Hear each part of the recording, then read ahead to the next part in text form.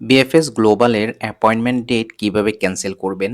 আপনি প্রথমে BFS গ্লোবালের website থেকে কোন কান্ট্রি থেকে আবেদন করতেছেন, বাংলাদেশ বা আপনি কোন কান্ট্রি থেকে আবেদন করেছেন? কোন কান্ট্রির জন্য? যেমন আমি এখানে অস্ট্রেলিয়ার জন্য দেখাচ্ছি। Take me to the website. এইখানে আসার পরে আমরা দেখতে পাবো বুক অ্যান অ্যাপয়েন্টমেন্ট।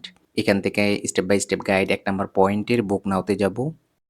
এরপর অটোমেটেড আমাদের ইমেল আইডি এবং পাসওয়ার্ড চলে আসবে। যদি না আসে তাহলে আপনি আপনার অ্যাকাউন্টের ইমেল আইডি এবং পাসওয়ার্ড দিবেন, সাইন ইন অপশনে ক্লিক করবেন।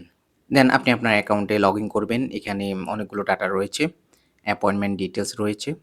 ম্যানেজ অ্যাপয়েন্টমেন্ট এখানে ক্লিক করব।